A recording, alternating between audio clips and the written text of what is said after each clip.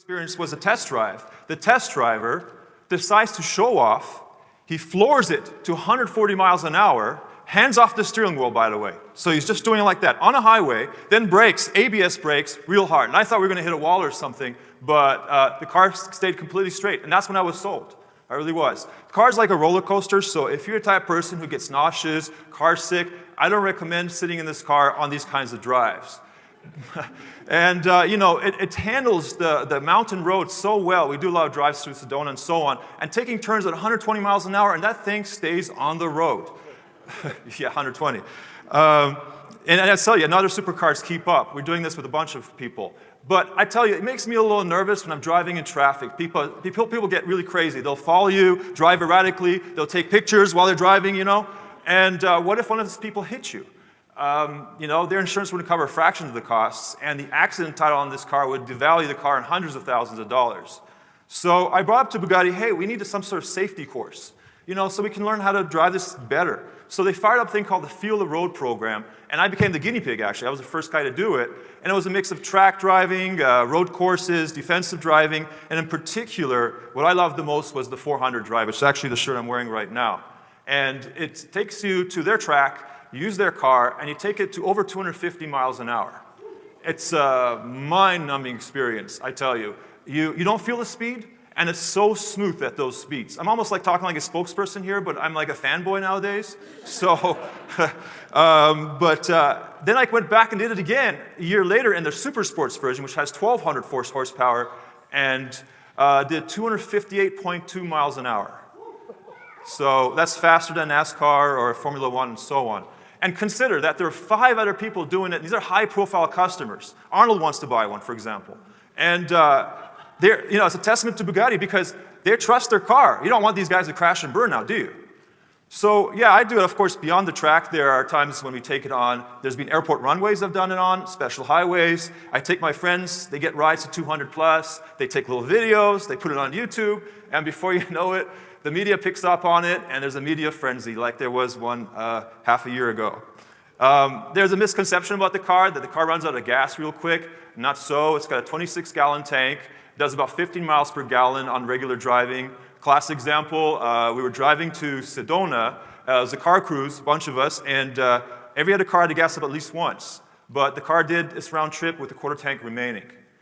Well, this actually reminds me of this picture. We were doing a 200-plus mile run on this road. I won't tell you where. But there was a depression in the road, and as we go over it, we take air, and we sort of jump. We're like, boom, boom. And my passenger in the seat, who happens to be here in the audience, actually, he nearly peed his pants.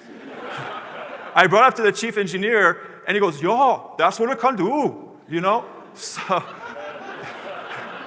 it has a telemetry device, too, that actually detects problems on the fly. It can do fixes at any time. It can do adjustments. It does wireless stuff, communicating live to Bugatti, and even has an anti-theft device. And classic example, this guy in Switzerland had his entire car collection stolen, but everything got intercepted at the German-Polish border before the cars were taken away, thanks to that Bugatti. And of course, the car sees a lot of car shows and charities. I'm not really a spokes guy like you see here, but it just happened to be. And kids love it, you know? They like sitting in the car. I let them press buttons, play with switches. If there's time, we do a little ride around the block and so on. And wherever you park this car, it becomes a car show in itself.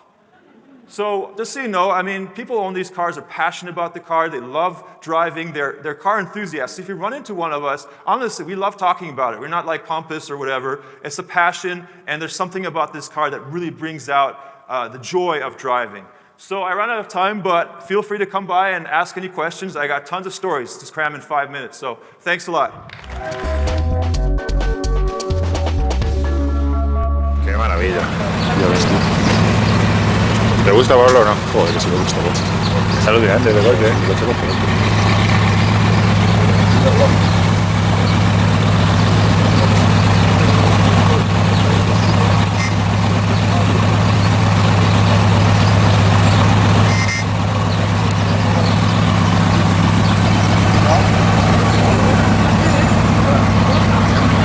Mañana más.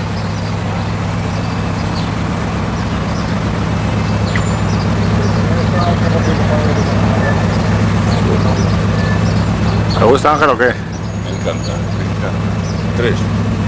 1001 caballos, total, no. Suena hasta mal, parece que. Sí, suena mal, sí. Es que un 16.000 de motor. A ver.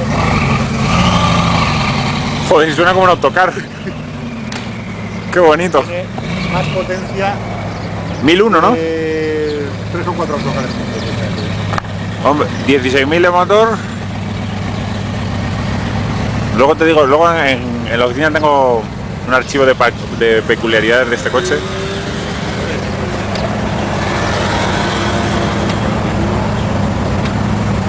Qué maravilla.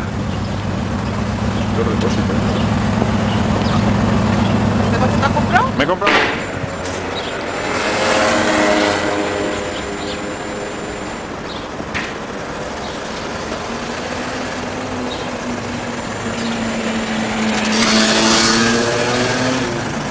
Una 365 lleva atrás.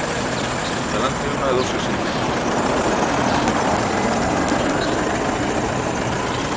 Qué bueno, qué bueno. Es increíble este coche, ¿eh? Es que míralo bien, pues seguramente sea la última vez que lo veas en la vida. O sea, aquí es más probable que. Hombre, aquí sí, aquí hemos visto el Enzo, hemos visto muchos coches, pero No le vimos cuando. el día de los Ferrari, sí.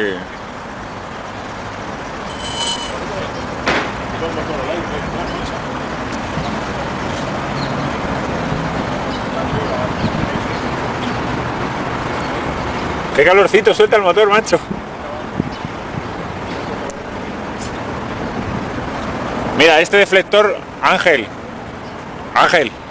este deflector, este deflector se levanta cuando frena. Cuando frena. Para frenar, para ayudar a la frenada. Eso es.